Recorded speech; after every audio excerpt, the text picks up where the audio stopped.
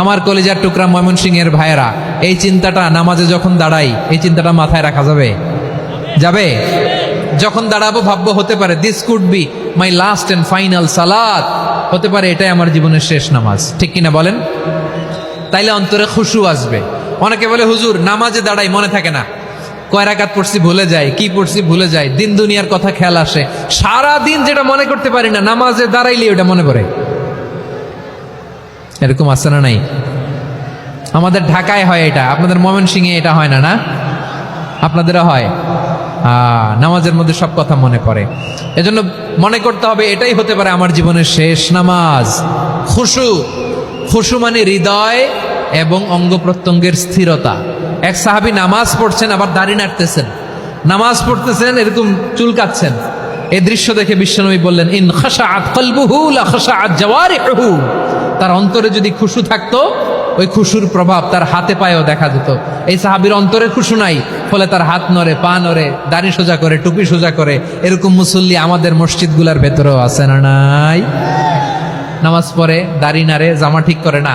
নামাজে যখন দাঁড়াবো খুশু খুদুর সাথে দাঁড়াবো, কারণ আল খাশিঈনা ওয়াল খাশিআত, বিনীত বিনীত বান্দিদেরকে আল্লাহ পছন্দ করে। আবার আল্লাহ বললেন, আমার বান্দিদের মধ্যে ওলামারা আমারে বেশি ভয় পায়, তাদের হৃদয়ে খুশু বেশি। কার কথা?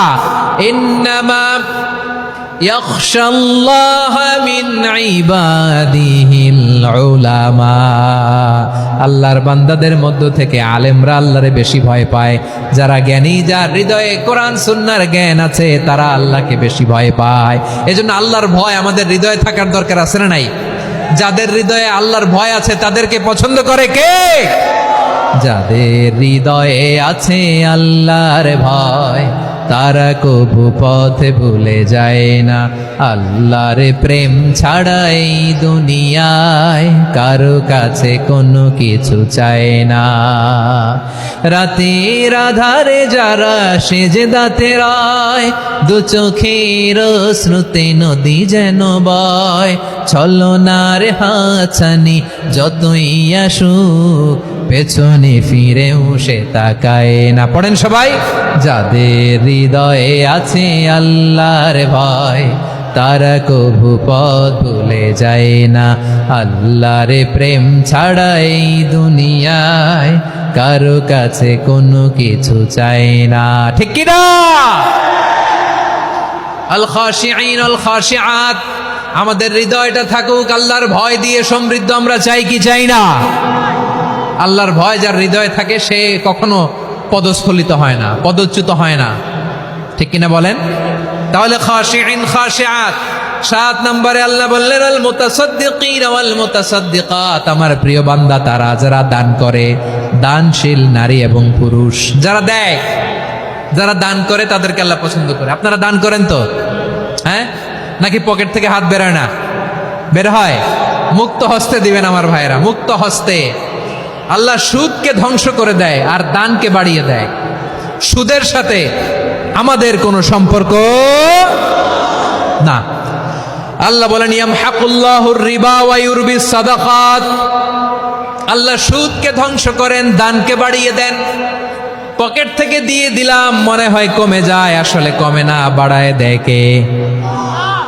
মনে হয় কমে গেছে, আসলে বাড়ায় দেয় কে? আপনি দিলে আপনারে দিবে কে? হ্যাঁ, আল্লাহ দিবে। আপনার কাছে মনে হয়েছে কমে গেছে, আসলে কমে নাই। আল্লাহ বলেন, দানের দৃষ্টান্ত কেমন তোমরা জানো নাকি? মাসালুল্লাযীনা ইউনফিকুনা আমওয়ালাহুম ফি সাবিলিল্লাহি কামাসালি হাব্বা আমবাতাত সাবআ সানাবিলা ফি কুল্লি সুমবুলাতিন মিআতু হাব্বা ওয়াল্লাহু ইউদাঈফু লিমান ইয়াশাউ ওয়াল্লাহু ওয়াসিউন আলীম। আল্লাহ বলেন, সম্পদের মায়া ছেড়ে তুমি যে মসজিদের দান বক্সে দান করো, তুমি যে মাহফিলের এই অনুষ্ঠানে দান করো, তুমি যে গরিবের হাতে টাকা তুলে দাও, তোমার এই দানের দৃষ্টান্তটা হলো একটা চারা বীজের মতো। যেই চারা বীজ মাটিতে রোপণ করে দিলে 60টা শীষ গজায়, প্রতি শীষে হয় 100 শস্য দানা। আল্লাহ যারে চায় তেমনি বাড়িয়ে দেয়, তিনি যাকে মন চায় তাকে প্রাচুর্যতা দেয়। সুবহানাল্লাহ, ওয়াসিউন আলীম। আপনি যে দান করেন এটার দৃষ্টান্ত চারা বীজের মতো, রোপণ করে দিলে এক বীজ থেকে 60টা শীষ গজায়। আমার ভাইয়েরা, বীজ রোপণ করলে শীষ বলেন না ময়মনসিংহ, এটারে কি বলে? শীষ। 7টা শীষ, প্রতি শীষে থাকে 100 শস্য দানা, 100 করে শস্য দানা, 700টা। তাহলে দিলে বাড়ায় দেয় কে? আল্লাহ বলে, এই বনি আদম আনফিক উনফিক আলাই, তুমি দাও আমি তোমারে দেব। এখন আপনি না দিলে আল্লাহ আপনারে দিবে? এবার বুঝে থাকলে বলেন তো, আল্লাহর কাছ থেকে পাওয়ার প্রথম শর্ত কি? আমাকে দিতে হবে, ঠিক কিনা? বেলাল রাদিয়াল্লাহু তাআলা আনহু, মদিনার সবচেয়ে গরীব সাহাবী, বিশ্বনবী বলেন আনফিক বেলাল, ও বিলাল তুমিও দাও। আপনারা কি জানেন বেলাল রাদিয়াল্লাহু তাআলা আনহুর সম্পদ কত ছিল? বেলাল রাদিয়াল্লাহু তাআলা আনহুর মূল সম্পদের পরিমাণ ছিল মাত্র একটা লুঙ্গি। একটা কি? এক লুঙ্গি যার মালিকানায় আছে, তারে বিশ্বনবী বলতেন দাও আমি বাড়ায় দিব, দাও বাড়ায় দিব। আরশের অধিপতির কোনো কমতি নাই। আল্লাহ বলেন তোমাদের গোটা পৃথিবীর সব মানুষের যার যেটা লাগে সবও যদি দিয়ে দেয়, আমি আল্লাহর ধন ভাণ্ডারের 1 ইঞ্চিও কমবে না। চিল্লায় পড়েন আল্লাহু আকবার। এজন্য আল্লাহ বললেন মুতাসাদ্দিকিনা ওয়াল মুতাসাদ্দিকাত, দানশীলদেরকে আমি ভালোবাসি। 7টা চলে গেল। 8 নম্বরে আল্লাহ বললেন ওয়াস-সাইমিনা ওয়াস-সাইমাত, রোজাদারদেরকে ভালোবাসি। আজকে রোজা রাখছেন? হ্যাঁ রাখছেন না? মাশাআল্লাহ মাশাআল্লাহ।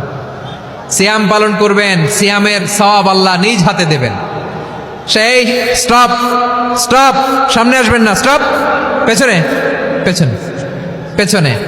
আচ্ছা শেষ করে দিচ্ছি। 8 নম্বরে রোজাদারদেরকে আল্লাহ ভালোবাসেন, রোজাদার নারী ও পুরুষ। 9 নম্বরে হাফিযিনা ফুরুজাহুম ওয়াল হাফিযাত, যারা লজ্জাস্থানের হেফাজত করে, দৃষ্টির হেফাজত করে, অসংলগ্ন জায়গায় দৃষ্টি দেয় না, আল্লাহ তাদেরকে পছন্দ করে। সব শেষে ওয়াযাকিরিনাল্লাহ কাসীরা ওয়াযাকিরাত, যারা সময় পেলেই আল্লাহর জিকির করে। চেয়েছিলাম মনটা ভরে আয়াতের পুরো তাফসীর করব, সম্ভব হচ্ছে না। এই 10টা বৈশিষ্ট্য আল্লাহ তাআলা বড্ড পছন্দ করেন। ইসলামের সব মৌলিক অনুষঙ্গ এখানে চলে এসেছে। আমরা যেন আল্লাহর আইনের সামনে আত্মসমর্পণ করতে পারি, আমরা যেন পাক্কা ইমানদার হতে পারি, আমরা যেন বিনীত হতে পারি, আমরা যেন লজ্জাস্থানের হেফাজত করতে পারি, রোজা রাখতে পারি, দান করতে পারি, আমরা যেন আল্লাহকে সবসময় স্মরণ করতে পারি। আল্লাহ আমাদের তৌফিক দান করুক। সবাই পড়ি আমিন। হাযা মা ইনদি ওয়াল ইলমু ইনদাল্লাহি আলাইহি তাওয়াক্কালতু ওয়া ইলাইহি উনীব।